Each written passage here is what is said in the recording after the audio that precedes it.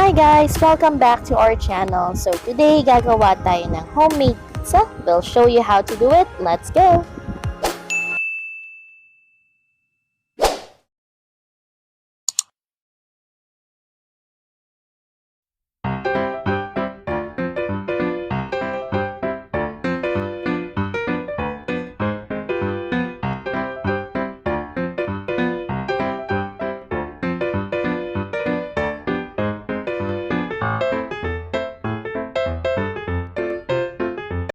First off, paghahaluin natin ang ating asukal at ang ating yeast.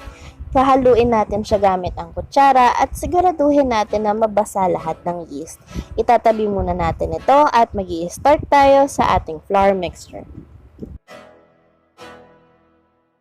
So now we'll start with our flour mixture. Paghahaluin natin ng harina, ang mantika at ang konting asin.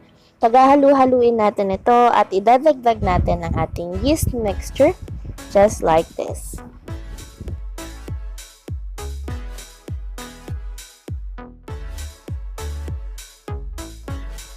Napaghalo-halo na natin ang ating mga ingredients, gagamitan natin ito ng kamay at sisiguraduhin natin na everything is well hydrated. Pwede rin kayong magdagdag pa unti-unti ng flour kung sa tingin nyo ay masyadong basa ang inyong mixture. So kapag na-incorporate na natin ang ating flour mixture, ililipat natin siya sa isang flat surface.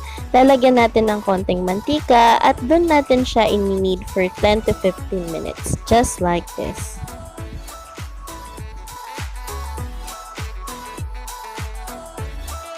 So maglalagay tayo ng konting harina sa ating board at mamasahin lang natin siya hanggang kuminis na siya at maging dry na ang kanyang surface. Parang ganito.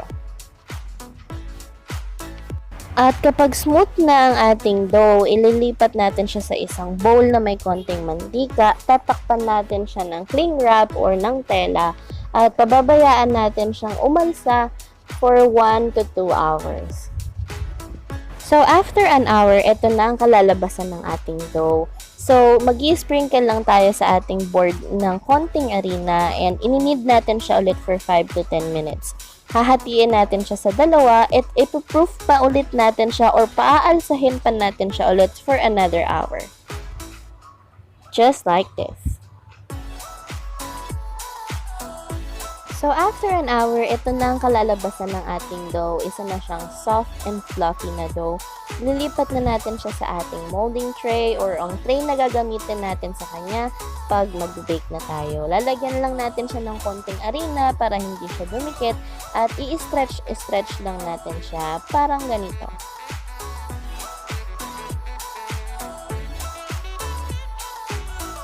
Kapag nailapat na natin ang ating dough sa ating tray, lalagyan natin siya ng maliliit na butas para hindi lumobo yung ating donut. Butasin natin siya gamit ang tinidor ng maraming beses, just like this.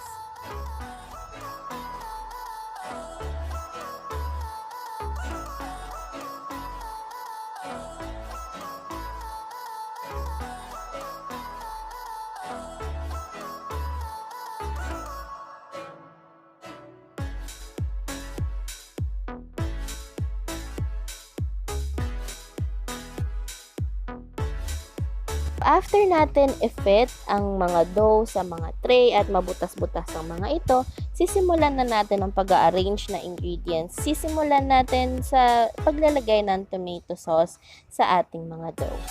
Paikot-ikutin lang natin ang ating mga sandok hanggat makover natin ang buong surface ng ating pizza.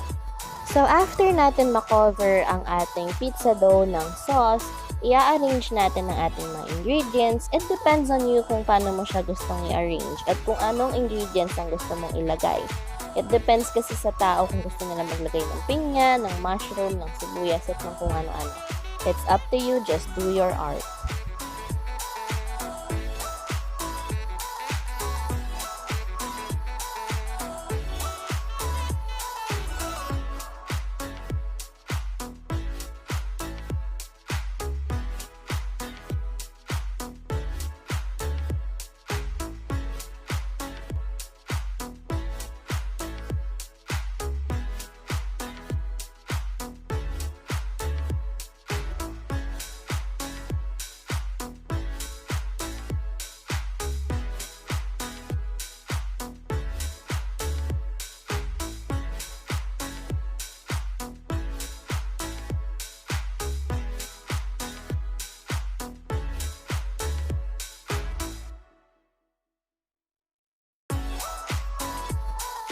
So, na-arrange na natin ang ating mga ingredients sa ating pizza and ready na siyang isalang.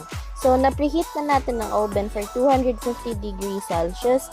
I-bake natin ang ating pizza sa same heat level for 30 minutes. And we'll see you after 30 minutes.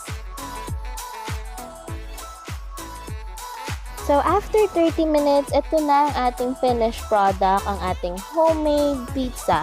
It is best served with hot sauce and soft drinks. Thank you so much for watching. Please like and subscribe for more Cocina hits. Bye!